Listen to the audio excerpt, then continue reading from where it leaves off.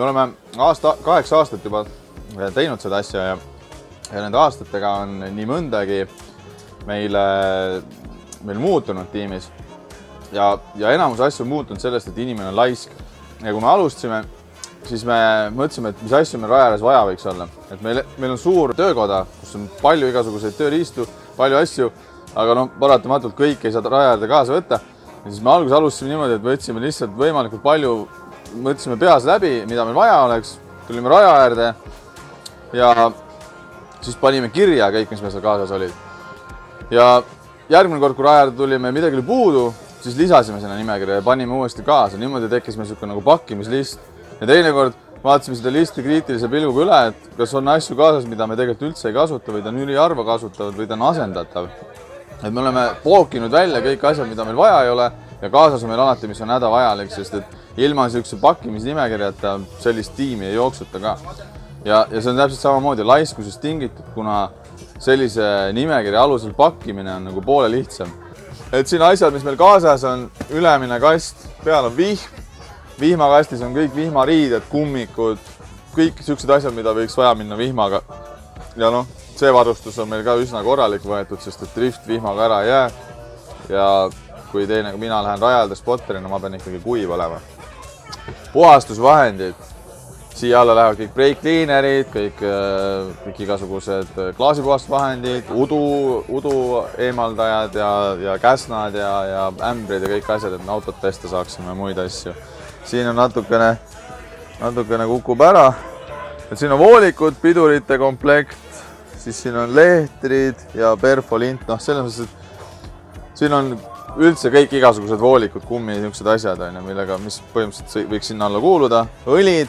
See on üks väga tähtis kast meil kaasas, kunagi maha ei tohi jääda. Meil on alati kaasas 2 mootoritäit õli, piduriõlid, kõik roolivõimuõlid, kõik muud igasugused vedelikud veel, mida võiks vaja minna raja ääres, sest juhtub, sõidab midagi, mingi vooliku puruks, mine siit kuskilt otsima omale, et seda õli, mis sulle sobib. Kustutid ja prits. Kustuti on ilmselge asi ja siis prits on meil veeprits, mis meil on vajalik. Ja siis siin on pikendus, kell, raadio.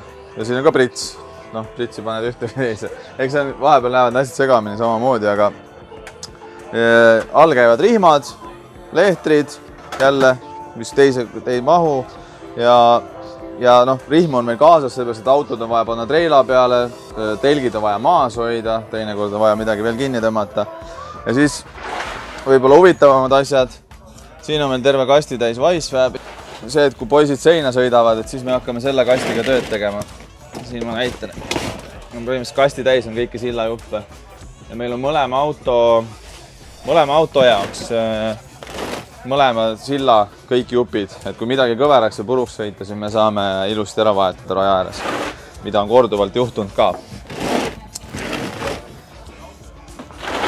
Ja siis viimane, siin all on meil, see on ka raske tehnika kast, et kui auto katki läheb, siis tegelikult me võtame selle sealt välja, seal on pukid, kuvaldad, seal on igasugused siuksed karmid tööriistad ühesõnaga, millega saab autot sirgeks lüüa. Lehtvõtmed lihtsalt olid, kuskilt saime kätte mõistlikult ja panime nad siia sisse, sellepärast, et paar võistlust me tassisime lihtsalt need sangaga kaasas ja ei olnud mugav. Siis leidsime siukse trellikarbi, kuhu me nad sisse integreerisime ja nüüd on nii, et kõik lehtvõtmed on koos ja hea sangaga kast kaasa võtta.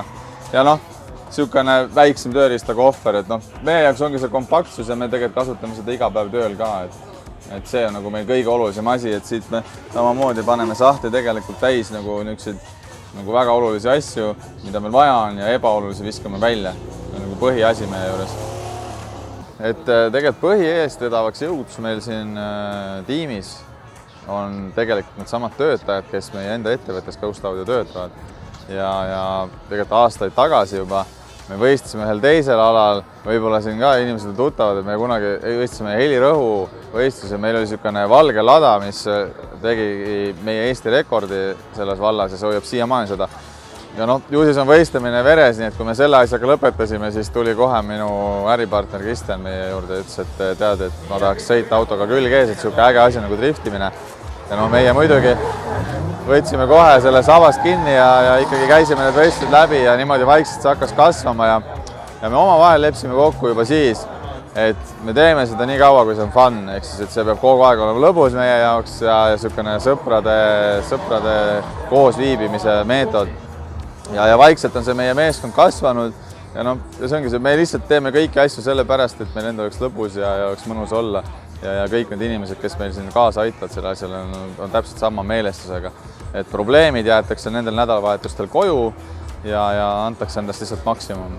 Et see on nagu selle asja mõte meie jaoks.